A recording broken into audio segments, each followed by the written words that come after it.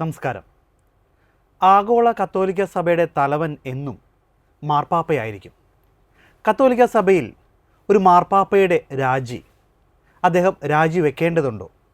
രാജിവെച്ചു കഴിഞ്ഞാൽ എന്തായിരിക്കും? അല്ലെങ്കിൽ ഒരു മാർപ്പാപ്പയുടെ മരണം അത് സ്ഥിരീകരിക്കുന്നത് എങ്ങനെ? അത് പുറം ലോകത്തെ അറിയിക്കുന്നത് എപ്രകാരമായിരിക്കും? അതിനുശേഷം പുതിയ മാർപ്പാപ്പയെ തിരഞ്ഞെടുക്കുന്ന രീതി വളരെ സങ്കീർണവും വിശദമായ പല നടപടിക്രമങ്ങളിലൂടെയെല്ലാമാണ് ഈ കാര്യങ്ങളെല്ലാം നടക്കുന്നത്.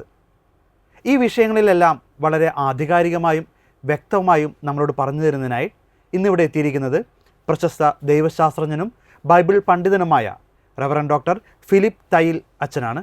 അച്ഛനെ നമുക്ക് സ്വാഗതം ചെയ്യാം. അച്ഛാ, സ്വാഗതം. അച്ഛൻ, നമ്മൾ ഇപ്പോൾ മാർപ്പാപ്പയുമായി ബന്ധപ്പെട്ട പല കാര്യങ്ങളും ഇപ്പോൾ സമൂഹ മാധ്യമങ്ങളിലെല്ലാം വന്നുകൊണ്ടിരിക്കുകയാണ്. ചില കാര്യങ്ങൾ സത്യമായിരിക്കാം, ചിലത് ഊഹാപോഹങ്ങളിൽ വരുന്നു. കഴിഞ്ഞ ദിവസം വത്തിക്കാനിൽ തന്നെ പറഞ്ഞു ചില ഊഹാപോഹങ്ങളിൽ നിങ്ങൾ പെട്ടുപോരെന്നുള്ള അറിയിപ്പടക്കം വന്നിരുന്നു. അപ്പോൾ ഈ ഒരു വിഷയവുമായി ബന്ധപ്പെട്ട് ആദ്യമായി തന്നെ ഒരു മാർപ്പാപ്പ, ഇപ്പോൾ ഫ്രാൻസിസ് മാർപ്പാപ്പ ആശുപത്രിയിലാണ്. അദ്ദേഹം എന്നൊക്കെ ആശുപത്രിയിലേക്ക് ചികിത്സയ്ക്ക് വേണ്ടി പോകുന്നു അന്നൊക്കെ മാധ്യമങ്ങളിലൂടെ അദ്ദേഹത്തിൻ്റെ രാജിയുമായി ബന്ധപ്പെട്ട പല വാർത്തകളൊക്കെ വരുന്നുണ്ട്. ഒന്ന് ആശുപത്രി പോയാൽ അപ്പോൾ പലപ്പോഴും നമുക്കറിയാം ഫ്രാൻസിസ് മാർപ്പാപ്പ പലവട്ടം ആശുപത്രിയിൽ പോയിട്ടുണ്ട്. അദ്ദേഹം അതോടെ തിരികെ വന്നിട്ടുണ്ട്. ഈ ഒരു ആശുപത്രിവാസം അതേപോലെ ആവും എന്ന് നമുക്ക് ഉറപ്പുണ്ട്, നമ്മൾ പ്രാർത്ഥിക്കുന്നുമുണ്ട്. ഈ ഒരു കാര്യത്തിൽ അച്ഛാ, ഒരു മാർപ്പാപ്പ, സഭയുടെ തലവനായിരിക്കുന്ന മാർപ്പാപ്പ, അദ്ദേഹം അനാരോഗ്യ അവസ്ഥയിൽ രാജിവെക്കേണ്ടതുണ്ടോ? ഈ വിഷയത്തെക്കുറിച്ച് എങ്ങനെയാണ്? കാനൺ നിയമം അനുസരിച്ച് മാർപ്പാപ്പമാരെ രാജിവെക്കണം എന്ന ഒരു നിയമമില്ല. മെത്രാന്മാർക്ക് ഇത്ര വയസ്സാകുമ്പോൾ 75 വയസ്സാകുമ്പോൾ രാജി സമർപ്പിക്കണം എന്നൊരു നിയമമുണ്ട്. അതുപോലെ തന്നെ വൈദികർക്ക് അവരുടെ വൈദിക ശുശ്രൂഷയുടെ അജപാലന ശുശ്രൂഷയ്ക്ക് ഒരു കാലം വെച്ചിട്ടുണ്ട്, പ്രായപരിധി വെച്ചിട്ടുണ്ട്. പക്ഷേ മാർപ്പാപ്പയെ സംബന്ധിച്ചിടത്തോളം അങ്ങനെ ഒരു പ്രായപരിധി ഇല്ല. പക്ഷേ ഇതിനു മുമ്പ് എനിക്ക് തോന്നുന്നു 6 or 7 മാർപ്പാപ്പന്മാർ തിരുസഭയുടെ ചരിത്രത്തിൽ രാജിവെച്ചതായിട്ട് നമ്മൾ കാണുന്നുണ്ട്. നമുക്കറിയാം, തൊട്ട് മുമ്പുള്ള മാർപ്പാപ്പ ബെനഡിക്ട് 16 മാർപ്പാപ്പ അദ്ദേഹം രാജിവെച്ച് അതിനുശേഷം ദീർഘനാൾ ജീവിച്ച് പിന്നീടാണ് അദ്ദേഹം മരണപ്പെട്ടത്. അപ്പോൾ ഒരു മാർപ്പാപ്പയ്ക്ക് മരണം വരെ അദ്ദേഹത്തിന് ആ ഒരു സഭയുടെ തലവൻ എന്ന പദവി ഉണ്ട്, അദ്ദേഹത്തിന് അത് അലങ്കരിക്കാം എന്നതാണ് സഭയുടെ നിയമം. അങ്ങനെ അതേസമയം രാജിവെച്ച് കഴിഞ്ഞാൽ ആ പദവി വേറൊരാൾക്ക് രാജിവെക്കുകയാണ്. അത് കഴിയുമ്പോഴത്തേക്കും വേറൊരാളെ തിരഞ്ഞെടുക്കേണ്ട, മാർപ്പാപ്പയായിട്ട് വേറൊരാളെ തിരഞ്ഞെടുക്കേണ്ടതായിട്ട് വരും. പക്ഷേ മുമ്പുണ്ടായിരുന്ന മാർപ്പാപ്പ, ജീവിച്ചിരിക്കുന്ന മാർപ്പാപ്പ, അദ്ദേഹം മാർപ്പാപ്പ എന്ന പേരിലല്ല, നേരത്തെ എമിരിത്തൂസ് എന്നുള്ളതാണ്, റിട്ടയർ ചെയ്തിട്ടുള്ള പോപ്പ് എമിരിത്തൂസ് എന്നാണ് പറയുന്നത്. ബെനഡിക്ട് മാർപ്പാപ്പയെ അങ്ങനെയാണ് വിളിച്ചിരുന്നത് ഈ നമ്മുടെ ഫ്രാൻസിസ് മാർപ്പാപ്പ അധികാരം ഏറ്റെടുത്ത സമയത്ത്. അദ്ദേഹത്തിന് മാർപ്പാപ്പയുടേതായിട്ടുള്ള യാതൊരുവിധ അധികാരമല്ല ഞാൻ ചോദിക്കുന്നത്. മറ്റ് ചില ഒരു മാർപ്പാപ്പയ്ക്ക് കിട്ടുന്ന ചില അല്ലെങ്കിൽ സഭയിൽ കിട്ടുന്ന പദവി അല്ലെങ്കിൽ ആ ഒരു പൊസിഷൻ പോലെ അല്ല, അങ്ങനെ പ്രത്യേക പൊസിഷൻ ഇല്ല, ഒന്നുമില്ല. അദ്ദേഹം നേരത്തെ ഒരു പോപ്പായിരുന്നു, മാർപ്പാപ്പയായിരുന്നു എന്നുള്ള അതിൻ്റെ ഒരു ബഹുമാനവും ആദരവും ഒക്കെ അദ്ദേഹത്തിന് ലഭിക്കുന്നുള്ളതല്ലാതെ കാനോൻ നിയമപ്രകാരം യാതൊരു തരത്തിലുള്ള ഇല്ല, പ്രത്യേകിച്ചുള്ള ഒരു പദവിയൊന്നുമില്ല ഉണ്ടാവില്ല. ഒരു മാർപ്പാപ്പ രാജിവെച്ച് കഴിഞ്ഞു മറ്റൊരാളാണ് ഈ കത്തോലിക്ക സഭയെ നയിക്കുന്നത്. പക്ഷെ അദ്ദേഹത്തിന് മാർപ്പാപ്പയുടേതായുള്ള വസ്ത്രവും കാര്യങ്ങളും എല്ലാം അതേപോലെ തന്നെ ഉപയോഗിക്കാമെന്നുള്ളത്. കഴിഞ്ഞ മാർപ്പാപ്പ ബെനഡിക്ട് മാർപ്പാപ്പ അങ്ങനെയാണ് ഉപയോഗിച്ചുകൊണ്ടിരുന്നത്. അത് അവർക്ക് വൈറ്റ് അങ്ങനെയാണ്, അദ്ദേഹം വൈറ്റാണ് ഉപയോഗിച്ചുകൊണ്ടിരുന്നത്. അതിന് പ്രത്യേകമായിട്ടുള്ള നിയമങ്ങളുണ്ടോ എന്ന് എനിക്കറിയില്ല. പക്ഷേ അദ്ദേഹം ഉപയോഗിച്ചുകൊണ്ടിരുന്നത് വെള്ള വസ്ത്രമായിരുന്നു. ഓക്കെ, മറ്റൊരു വിഷയത്തിലേക്ക് വരികയാണെങ്കിൽ ഒരു മാർപ്പാപ്പയുടെ മരണം അത് എങ്ങനെയാണ്? എനിക്ക് കേട്ടിട്ടുണ്ട് ഒരുപാട് സങ്കീർണമായ അല്ലെങ്കിൽ ഒരുപാട് ഘട്ടങ്ങളിലൂടെയൊക്കെയാണ് അത് വരുന്നത് അല്ലെങ്കിൽ പുറലോകത്തെ അറിയിക്കുന്നതെല്ലാം. അതിനെക്കുറിച്ച് അച്ഛനൊന്ന് വിശദീകരിക്കാം. ഒരു മാർപ്പാപ്പ മരണപ്പെട്ട് കഴിഞ്ഞാൽ ആ മരണം സ്ഥിരീകരിക്കുന്ന ഒരു ചടങ്ങ്, അത് വളരെ പ്രധാനപ്പെട്ട ഒരു ചടങ്ങാണ്. ഈ മാർപ്പാപ്പയുടെ മരണവുമായിട്ട് ബന്ധപ്പെട്ട സംസ്കാരവുമായിട്ട്, മൃതസംസ്കാരവുമായിട്ടൊക്കെ ബന്ധപ്പെട്ട ഒരുപാട് പാരമ്പര്യങ്ങൾ, പതിവുകളുണ്ട്. പക്ഷെ കാലാകാലങ്ങളിൽ കാലോചിതമായിട്ടുള്ള ചില മാറ്റങ്ങൾ ഈ പതിവുകളിൽ ഉണ്ടായിട്ടുണ്ട്. പക്ഷെ കാതലായിട്ടുള്ള കാര്യങ്ങളിൽ മാറ്റം ഉണ്ടായിട്ടില്ല. അതിൽ ഒരു പ്രധാനപ്പെട്ട കാര്യമെന്ന് പറയുന്നത് അത് മരണത്തിൻ്റെ സ്ഥിരീകരണമാണ്. മാർപ്പാപ്പ മരിച്ചു എന്നുള്ള കാര്യം സ്ഥിരീകരിക്കണം. പണ്ട് സ്ഥിരീകരിക്കാൻ ആധുനിക വൈദ്യശാസ്ത്രം ഒക്കെ ഉണ്ടാകുന്നതിന് മുമ്പായിട്ടൊക്കെ സ്ഥിരീകരിക്കാനായിട്ടുള്ള മരണം നടന്നു എന്നുള്ള സ്ഥിരീകരിക്കാനായിട്ടുള്ള ചില കാര്യങ്ങളൊക്കെ നോക്കിയിരുന്നു. പക്ഷേ അത് പിന്നീട് അത് മാറ്റി. കാരണം ഇന്നിപ്പോൾ ആധുനിക വൈദ്യശാസ്ത്രത്തിൽ മരണം സ്ഥിരീകരിക്കാനായിട്ടുള്ള ഒരുപാട് സാധ്യതകളുണ്ട്, ഒരുപാട് അതിനുള്ള യന്ത്രങ്ങളും സംവിധാനങ്ങളും ഒക്കെ ഉണ്ട്. പക്ഷേ അതിന് മുമ്പെന്ന് പറയുന്നത് സംഭവിച്ചിരുന്നത് ചരിത്രത്തിൽ ഉണ്ടായ ഒരു കാര്യം പ്രേക്ഷകരുടെ അറിവിലേക്ക് പങ്കുവയ്ക്കുന്നത് നല്ലതായിരിക്കും. പക്ഷേ അതിപ്പോഴില്ല എങ്കിലും പറയുകയാണ്. ഒരു കാർഡിനാള് അദ്ദേഹത്തിൻ്റെ കാർഡിനൽ ചേംബർലൈൻ എന്ന് ഇംഗ്ലീഷിൽ പറയും. അപ്പോൾ അദ്ദേഹമാണ് മരണം സ്ഥിരീകരിക്കേണ്ടത്.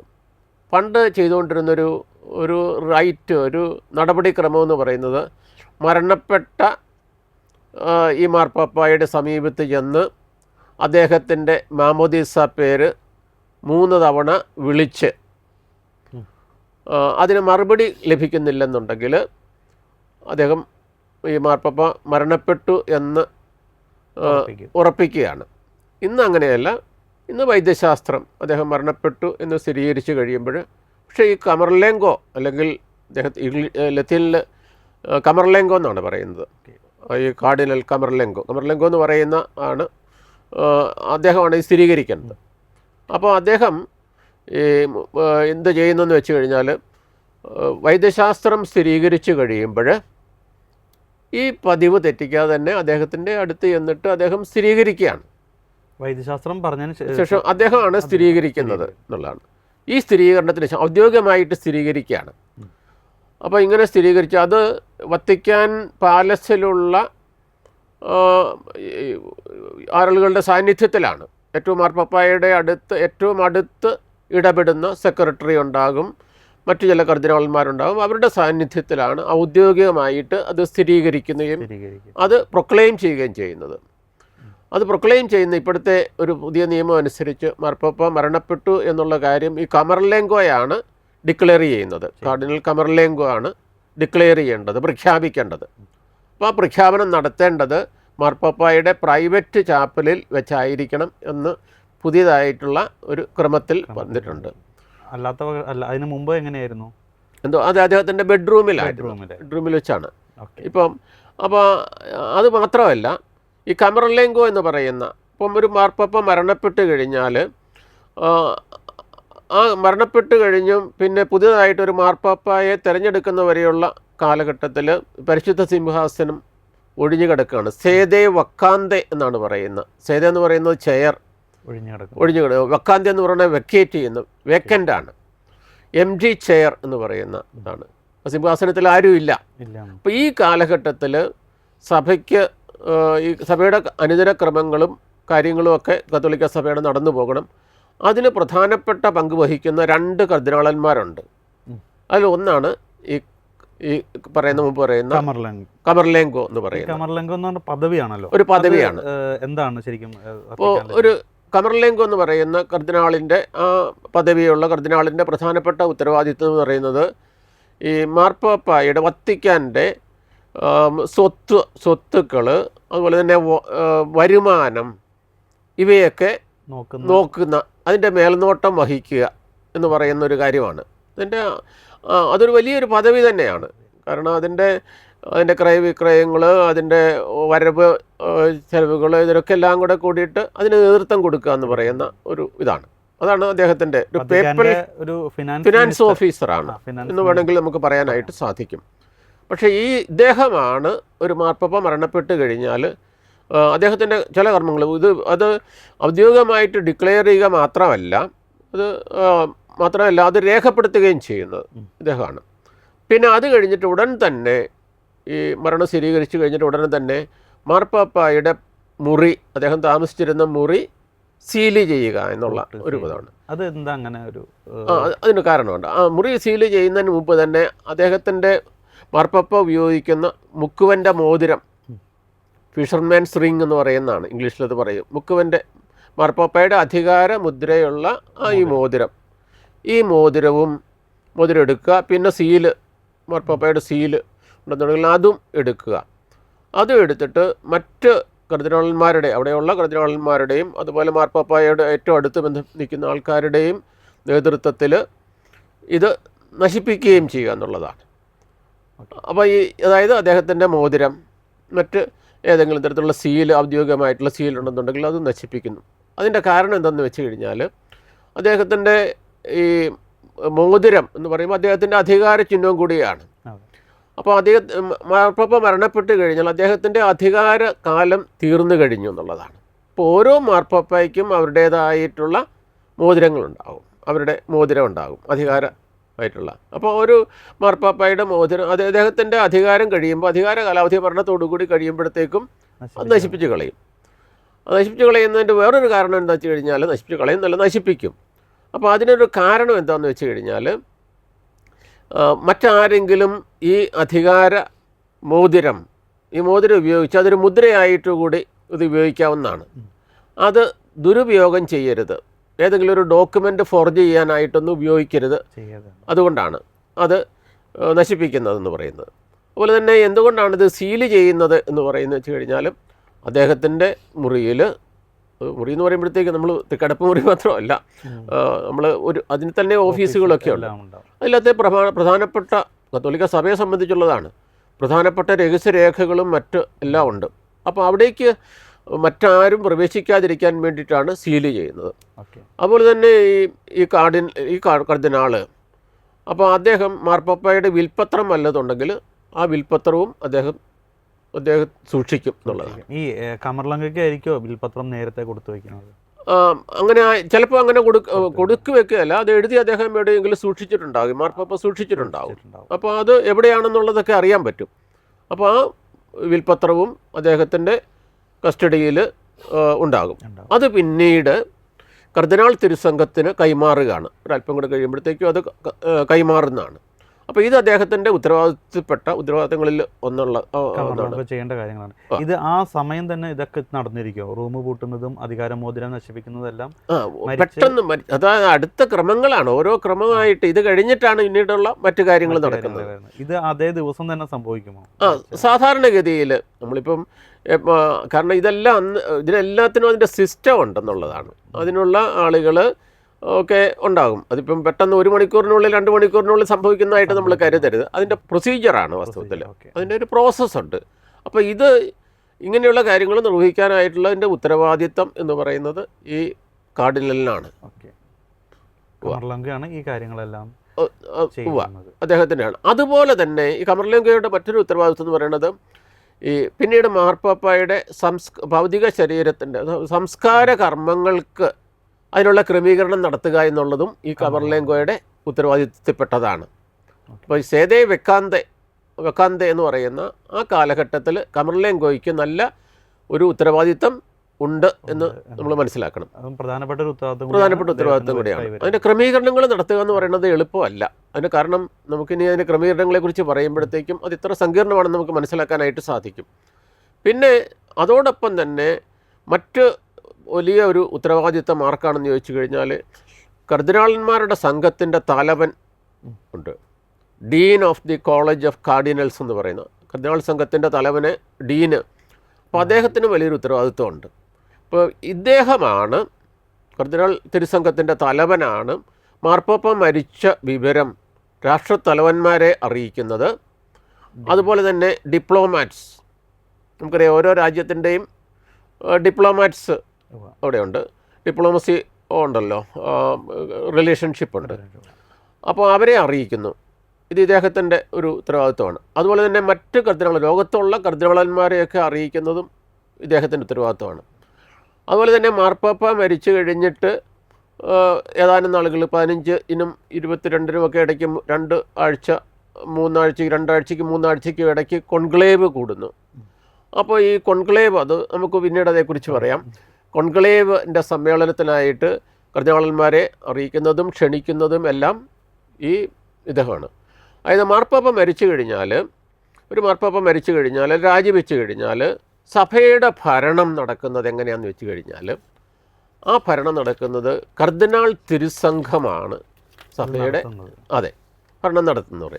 പക്ഷേ ഈ ഭരണം എന്ന് പറയുമ്പോൾ അവർക്ക് നിയന്ത്രിതമായിട്ടുള്ള അധികാരമേ ഉള്ളൂ.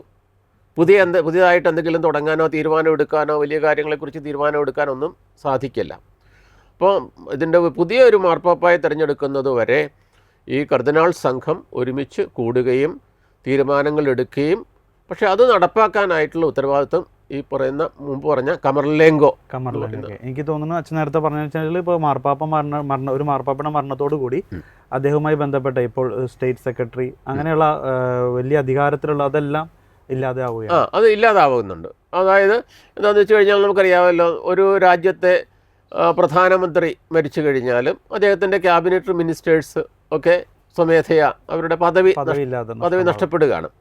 അങ്ങനെയാണ് സഭയിലെ ഒരു എന്താണ് നടപടി എന്ന് പറയുന്നത്. ഇതിന് ശേഷം ഇപ്പോൾ നമ്മൾ മരണത്തിന് ശേഷമുള്ള മുദ്രാമോദം നശിപ്പിക്കുന്നു, അത് ജനങ്ങളെ അറിയിക്കുന്നു, അല്ലെങ്കിൽ ആദ്യമായിട്ട് വിളംബരം പുറത്ത് ജനങ്ങളെ അറിയിക്കുന്നു. ഇതിന് ശേഷം ഈ മാർപ്പാപ്പയുടെ ഭൗതിക ശരീരം അത് എങ്ങനെയാണ്, എന്ത് ചെയ്യും?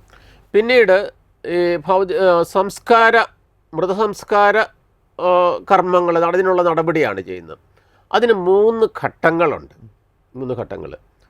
അതിൽ ഒന്നാമത്തെ ഘട്ടം എന്ന് പറയുന്നത് പേപ്പൽ പാലസിൽ വെച്ച് നടക്കുന്ന, വത്തിക്കാൻ കൊട്ടാരത്തിൽ വെച്ച് നടക്കുന്ന ഒരു കർമ്മമാണ്. പിന്നെ രണ്ടാമത്തേത് എന്ന് പറയുന്നത് സെൻറ്റ് പീറ്റേഴ്സ് ബസിലിക്കയിൽ വെച്ച് നടത്തുന്ന കർമ്മം.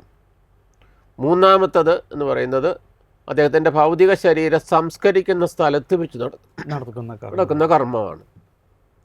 അതിൽ ആദ്യത്തെ കർമ്മം എന്ന് പറയുന്നത് അതിലിപ്പോൾ ഒരല്പം മാറ്റം വരുത്തിയിട്ടുണ്ട്. വത്തിക്കാൻ പാലസിൽ നടക്കുന്ന ഒരു കർമ്മം എന്ന് പറയുന്നത്, ആ കർമ്മം മാർപ്പാപ്പായുടെ പ്രൈവറ്റ് ചാപ്പലിലാണ് വെച്ച് ആദ്യത്തെ ഘട്ടം നടക്കേണ്ടതെന്നാണ് പറയുന്നത്. പ്രൈവറ്റ് ചാപ്പലിൽ. അത് നമ്മുടെ ഇപ്പോഴത്തെ മാർപ്പാപ്പ അദ്ദേഹം നടത്തിയ പരിഷ്കരണമാണ് അതിൽ. അതായത് മാർപ്പാപ്പായുടെ ഭൗതിക ശരീരം ഈ പ്രൈവറ്റ് ചാപ്പലിൽ ഔദ്യോഗിക വസ്ത്രം അണിഞ്ഞ്, തിരുവസ്ത്രം അണിയിച്ച മാർപ്പാപ്പായുടെ ഭൗതിക ശരീരം അവിടേക്ക് കൊണ്ടുവരുന്നു. ഒരു ചെറിയ പ്രാർത്ഥന അവിടെ വെച്ച് നടത്തുന്നു. അപ്പോൾ അതിനുശേഷം മാർപ്പാപ്പയുടെ ശരീരം, ഭൗതിക ശരീരം, നമുക്കറിയാം, നമ്മൾ ഇതുവരെയും കേട്ടിരിക്കുന്ന ഒരു കാര്യം എന്ന് പറയുന്നത്, അത് വയ്ക്കുന്നത് ഒരു പെട്ടിയിൽ മരം കൊണ്ടുണ്ടാക്കിയിരിക്കുന്ന ഒരു പെട്ടി, സൈപ്രസ് തടി കൊണ്ടുണ്ടാക്കിയ ഒരു പെട്ടിയാണ്. പക്ഷേ ആ പെട്ടി വേറൊരു പെട്ടിയിലേക്ക്, ഒരു ലോഹം കൊണ്ടുണ്ടാക്കിയിരിക്കുന്ന, ലെഡ് കൊണ്ടുണ്ടാക്കിയിരിക്കുന്ന ഒരു പെട്ടിയിലേക്ക് ഇറക്കുന്നു. അത് 3 പെട്ടിയാണ് ഉപയോഗിച്ചുകൊണ്ടിരുന്നത് ഇതുവരെയും ഒക്കെ എന്ന് പറയുന്നത്. അതുപോലെ രണ്ടാമത്തെ പെട്ടി മറ്റൊരു പെട്ടിയിലേക്ക് ഇറക്കുന്നു. ഈ പെട്ടി വീണ്ടും ഓക്ക് മരത്താൽ നിർമ്മിതമായിട്ടുള്ള, ഓക്ക് തടി കൊണ്ട് നിർമ്മിതമായിട്ടുള്ള മറ്റൊരു പെട്ടിയിലേക്ക്. അങ്ങനെയാണ് 3 ഇതായിട്ടുള്ളത്. പക്ഷേ ഇപ്പോഴത്തെ മാർപ്പാപ്പ അത് ഈ പരിഷ്കരിച്ച ഈ ക്രമത്തിൽ പറഞ്ഞിരിക്കുന്ന ഒരു കാര്യം, 3 പെട്ടി വേണ്ട, ഒരു പെട്ടി മാത്രം മതി. ഒരു പെട്ടി മാത്രം. അതായത് അതും അദ്ദേഹം എന്തുകൊണ്ടാണ് ഇദ്ദേഹം നടത്തിയ ചെറിയ പരിഷ്കരണം എന്ന് പറയുന്നത്? ആ പരിഷ്കരണം എന്ന് പറയുന്നത് മാർപ്പാപ്പ ഇങ്ങനെ വലിയ ഒരു രാഷ്ട്രീയ നേതാവോ അങ്ങനെ ലോക നേതാവോ അങ്ങനെയൊന്നുമല്ല. മാർപ്പാപ്പ ക്രിസ്തു ശിഷ്യനും ഒരു അജപാലകനുമാണ്. അപ്പോൾ അങ്ങനെ ക്രിസ്തു ശിഷ്യനും അജപാലകനുമായിട്ടുള്ള മാർപ്പാപ്പായുടെ സംസ്കാര കർമ്മം ലളിതമായിരിക്കണം, തികഞ്ഞ ലാളിത്യം ഉണ്ടായിരിക്കണം എന്നുള്ളതാണ്. അതുകൊണ്ട് ഇപ്പോൾ ഒരു നിയമം വന്നിരിക്കുന്നത് ഒരു പെട്ടിയെ ഉണ്ടാവുള്ളൂ, മാത്രം മതി എന്നുള്ളതാണ്. അപ്പോൾ ഇവിടെ നിന്നും ഈ പറയുന്ന ഒരു കാര്യം കൂടി ചോദിച്ചോളൂ. ഈ 3 പെട്ടി, ഇങ്ങനെ 3 സൈപ്രസ് മരവും ലോഹവും പിന്നെ ഈ പറഞ്ഞ പോലെ ഓക്ക് മരം, ഇതിനെന്തെങ്കിലും അർത്ഥങ്ങളുണ്ടോ? അതിൽ അർത്ഥം, ഓരോന്നിനും ഓരോ അർത്ഥം ഉണ്ടായിരുന്നു. അതിൽ ഇപ്പോൾ ഉദാഹരണമായിട്ട് സൈപ്രസ് എന്ന് പറയുന്ന മരം, ആ മരത്തിൻ്റെ, അതായത് മാർപ്പാപ്പ സാധാരണക്കാരനായിട്ടുള്ള ഒരു വ്യക്തിയാണ്, ഒരു മനുഷ്യനൂടെയാണ് എന്ന് ഓർമ്മിപ്പിക്കുന്ന ഒരു സാധാരണ ഒരു ഇതിലാണ് വയ്ക്കുന്നത്. അപ്പോൾ ഇതുപോലെ തന്നെ ലോഹത്തിൻ്റെ ഇങ്ങനെ ഓരോ പദവിയും ഓരോ കാര്യത്തെ സൂചിപ്പിക്കുന്ന, സിംബോളിക്കായിട്ട് സൂചിപ്പിക്കുന്ന ഒരു ഇതാണ്. അപ്പോൾ ഈ പെട്ടികളിൽ നമ്മൾ ഓർക്കണം, ഓരോ പെട്ടിയും പിന്നീട് സീല് ചെയ്യുന്നുള്ളതാണ്. ഓരോ പെട്ടിയും സീല് ചെയ്യുന്നു. അപ്പോൾ ഈ പെട്ടികളിൽ നാണയങ്ങൾ, സ്വർണം, വെള്ളി, ഇങ്ങനെയുള്ള ലോഹങ്ങൾ ഉണ്ടാക്കിയിരിക്കുന്ന നാണയങ്ങൾ നിക്ഷേപിക്കും. അതുപോലെ തന്നെ മാർപ്പാപ്പായുടെ കാലഘട്ടത്തിൽ ഏത് നാണയമാണ് എന്ന് ചോദിക്കുമ്പോഴത്തേക്കും ഈ വത്തിക്കാന് നാണയം മിൻറ്റ് ചെയ്യാനായിട്ട് ഉള്ള ഒരു സൗകര്യമുണ്ട്. അതങ്ങനെ നാണയം, കറൻസി അല്ല, നാണയം. ഇപ്പം നമുക്ക് യൂറോ ആണെങ്കിൽ ശരി, €1 വത്തിക്കാൻ ഇഷ്യൂ ചെയ്യുന്ന, പുറപ്പെടുവിക്കുന്ന, മിൻറ്റ് ചെയ്യുന്ന എന്ന് പറയുന്ന, മുദ്രണം ചെയ്യുന്ന വത്തിക്കാൻ്റെ പേരിലുള്ളതുണ്ട്. അപ്പോൾ ഇദ്ദേഹത്തിൻ്റെ കാലയളവിൽ മുദ്രണം ചെയ്തിരിക്കുന്ന നാണയങ്ങൾ അത് എത്രയുണ്ടോ ആ നാണയങ്ങളനുസരിച്ച് ഇങ്ങനെ നാണയങ്ങൾ ചിലപ്പം ഇതിനു മുമ്പുണ്ടായിരുന്ന ബെനഡിക്റ്റ് 16 മാർപ്പാപ്പായുടെ ഈ പെട്ടികളിൽ ഇങ്ങനെ കോഫിനിൽ ഇങ്ങനെ നിക്ഷേപിച്ചതായിട്ടറിയാം. അതുപോലെ തന്നെ ഈ പെട്ടിയിൽ തന്നെ വേറൊരു പെട്ടി, 3 പെട്ടികളാണല്ലോ ഈ പെട്ടികളിൽ അടക്കം ചെയ്യുന്നതിൽ വേറൊരു കാര്യം, ഇദ്ദേഹത്തിൻ്റെ കാലയളവിൽ, മാർപ്പാപ്പയുടെ കാലയളവിൽ അദ്ദേഹം ഔദ്യോഗികമായിട്ട് പുറപ്പെടുവിച്ചിട്ടുള്ള ചാക്രിക ലേഖനങ്ങളോ മറ്റ് അപ്പസ്തോലിക പ്രബോധനങ്ങളോ ഒക്കെ ഉണ്ടെങ്കിൽ അതിൻ്റെ ഓരോ കോപ്പി വെച്ചിരിക്കും. പിന്നെ ഒരു കാര്യം എന്ന് പറയുന്നത്, ഒരു ലോഹം കൊണ്ടുണ്ടാക്കിയിരിക്കുന്ന ഒരു പൈപ്പ്, ഒരു ചെറിയ പൈപ്പ്, അതിനകത്ത് ഒരു പേപ്പർ ചുരുളുണ്ടാകും, അതുകൂടെ അടക്കം ചെയ്യും. അതായത് ഈ മാർപ്പാപ്പയെക്കുറിച്ചുള്ള ഒരു ചെറിയ ഒരു വിവരണം കൂടി. എന്തുകൊണ്ടാണ് അങ്ങനെ ഈ ഒരു ശവമഞ്ചത്തിലേക്ക് ഇതെല്ലാം വെക്കുന്നത്? കാരണം ഇദ്ദേഹത്തിൻ്റെ കാലയളവിൽ നടന്ന സംഭവങ്ങളുടെ ഒരു ഓർമ്മപ്പെടുത്തലും ഇങ്ങനെയായിട്ടൊക്കെയുള്ള ഒരു കാര്യത്തെ അംഗീകരണം ഒക്കെ കൂടെ കൂടിയിട്ടുള്ളതാണ്. ഇതിനൊരു അങ്ങനെ ഒരു ഇത് വയ്ക്കുന്നു എന്നുള്ളതാണ്, ഒരു പതിവ് ഉണ്ടെന്നുള്ളതാണ്. ഞാൻ സാന്ദർഭികമായിട്ട് സൂചിപ്പിച്ചെന്ന് മാത്രമേ ഉള്ളൂ. അപ്പോൾ ഇപ്പോഴും ഒരു കോഫിൻ മാത്രമേ, ഒരു മഞ്ചം മാത്രമേ ഉള്ളൂ ഈ ഇപ്പോഴത്തെ നിയമം അനുസരിച്ച്, ഈ ക്രമം അനുസരിച്ച് എന്നുള്ളതാണ്. അപ്പോൾ ഇവിടെ നിന്ന് ആദ്യഘട്ടത്തിൽ എന്ത് ചോദിച്ചു കഴിഞ്ഞാൽ, ഇവിടുത്തെ കർമ്മം കഴിഞ്ഞതിന് ശേഷം ലഘുവായിട്ടുള്ള ഒരു സിമ്പിളായിട്ടുള്ള ലളിതമായിട്ടുള്ളൊരു ചടങ്ങായിരുന്നു അവിടുത്തെ ചടങ്ങ്. അപ്പോൾ ഈ മാർപ്പാപ്പായുടെ ഈ ശരീരം വഹിച്ചുകൊണ്ടുള്ള, ഭൗതിക ശരീരം വഹിച്ചുകൊണ്ടുള്ള ഒരു യാത്ര എന്നുള്ളത്, അടുത്ത സ്റ്റേജിലേക്കുള്ള ഒരു പിൽഗ്രിമേജ് പോലെയുള്ള ഒരു യാത്ര, അത് ചാപ്പലിൽ നിന്ന്, മാർപ്പാപ്പയുടെ പ്രൈവറ്റ് ചാപ്പലിൽ നിന്ന് സെൻറ്റ് പീറ്റേഴ്സ് ബസിലിക്കയിലേക്കാണ് പോകുന്നത്. അപ്പോൾ ഈ ബസിലിക്കയിലേക്ക് പോകുന്ന ഈ പ്രൊസഷനിൽ ആ സമയത്ത് സകല വിശുദ്ധന്മാരോടുള്ള പ്രാർത്ഥനാ ഗാനം ആലപിച്ചുകൊണ്ടാണ് അങ്ങോട്ട് പോകുന്നത്. അപ്പോൾ അവിടെ വെച്ച് പൊതുദർശനമാണ്. അപ്പോൾ ഞാൻ ഇത് പറയുമ്പോൾ മറ്റൊരു കാര്യം ഇവിടെ കൂട്ടിച്ചേർക്കേണ്ടതായിട്ടുണ്ട്. ഒരു മാർപ്പാപ്പ മരിച്ചു കഴിഞ്ഞാൽ 9 ദിവസത്തേക്ക് ഔദ്യോഗികമായിട്ടുള്ള ദുഃഖാചരണം വത്തിക്കാൻ നടത്തുന്നുള്ളതാണ്, 9 ദിവസത്തേക്ക്.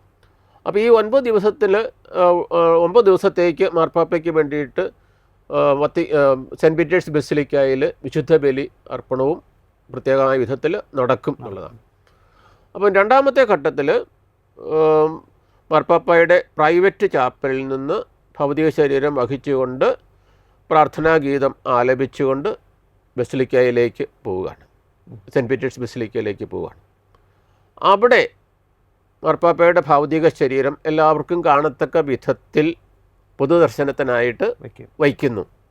പക്ഷേ ഈ പുതിയ ഈ ക്രമം അനുസരിച്ച് മാർപ്പാപ്പമാരുടെ സംസ്കാര കർമ്മത്തിൻ്റെ പുതിയ ക്രമം അനുസരിച്ച് ഒരു ചെറിയ മാറ്റം അവിടെ വരുത്തിയിട്ടുണ്ട്. ആ മാറ്റം ഇതാണ്, അത് നമ്മുടെ ഫ്രാൻസിസ് മാർപ്പാപ്പ കൊണ്ടുവന്നൊരു മാറ്റമാണ്. അതൊരു ഉയർന്ന പീഠത്തിലല്ല ഭൗതിക ശരീരം വയ്ക്കേണ്ടത്. നമ്മളിതിനു മുമ്പുള്ള മാർപ്പാപ്പമാരുടെയൊക്കെ കണ്ടിരിക്കുന്നത് സെൻറ്റ് പീറ്റേഴ്സ് ബസിലിക്കയിൽ ഒരു ഉയർന്ന പീഠത്തിലാണ്.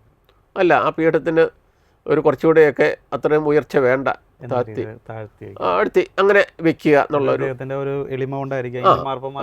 അതായത് ഇത് വലിയ ഒരു ആഡംബരത്തോടു കൂടി നടത്തേണ്ട ഒരു വലിയൊരു കാര്യമല്ല എന്നുള്ള കാര്യം, ഒരു സിമ്പിൾ ലാളിത്യത്തിൻ്റേതായിട്ടുള്ള പല കാര്യങ്ങളുണ്ട്.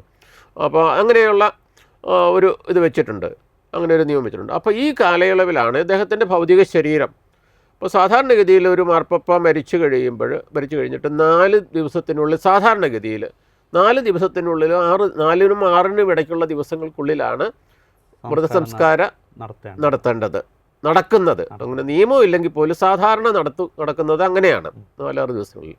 അപ്പം ഇനി സെൻറ്റ് പീറ്റേഴ്സ് ബസിലിക്കയിൽ ഭൗതിക ശരീരം വെച്ച് കഴിയുമ്പോൾ ആളുകൾക്ക് കാണാനായിട്ടുള്ള,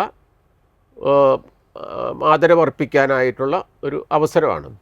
അപ്പോൾ നമുക്കറിയാം മാർപ്പാപ്പ ഒരു ലോക ആത്മീയ നേതാവാണ്.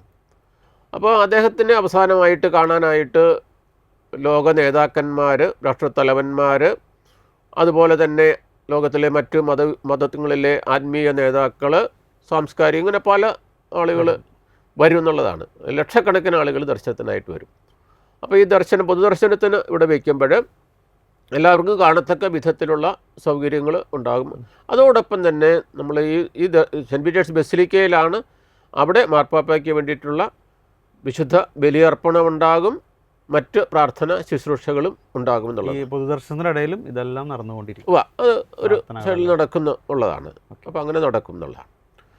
ഇനി മൂന്നാമത്തെ ഘട്ടം എന്ന് പറയുന്നത് അപ്പോൾ ഈ മാർപ്പാപ്പായുടെ ശവസംസ്കാരത്തിൻ്റെ ഒരു ഏറ്റവും അവസാന ദിവസത്തിൻ്റെ സംസ്കാരത്തിൻ്റെ ദിവസം എന്ന് പറയുന്നത്, അതിന് വിശുദ്ധ ബലി ഉണ്ടാകും. അതിൻ്റെ പ്രധാന കാർമ്മികത്വം, സംസ്കാരത്തിന് പ്രധാന കാർമ്മികത്വം വഹിക്കുന്ന മൂന്നാമത്തെ ഘട്ടമാണ്. പ്രധാന കാർമ്മികത്വം വഹിക്കുന്നത് Dean of cardinal college of cardinals ആണ്. കർദിനാൾ സംഘത്തിൻ്റെ ഡീനിൻ്റെ നേതൃത്വത്തിലാണ്, അദ്ദേഹത്തിൻ്റെ പ്രധാന കാർമ്മികത്വത്തിലാണ് ഈ ശവസംസ്കാരത്തിനുള്ള അതിന് തൊട്ട് മുമ്പായിട്ടുള്ള വിശുദ്ധ ബലി അർപ്പിക്കുന്നെന്നുള്ളതാണ് ഇവിടെ. ഇത് കഴിഞ്ഞിട്ട് മൂന്നാമത്തെ ഘട്ടത്തിലേക്കാണ്, അതായത് പിന്നീടാണ് സംസ്കാര കർമ്മം നടക്കുന്നതെന്ന് പറയുന്നത്. മൂന്നാമത്തെ സ്റ്റേജിലേക്കാണ് വരുന്നത്. അപ്പോൾ ആ സ്റ്റേജിൽ എന്താണ് സംഭവിക്കുന്നത് ചോദിച്ചു കഴിഞ്ഞാൽ, സെൻറ്റ് പീറ്റേഴ്സ് ബസിലിക്കയിൽ നിന്നും മാർപ്പാപ്പായെ സംസ്കരിക്കേണ്ട സ്ഥലത്തേക്ക്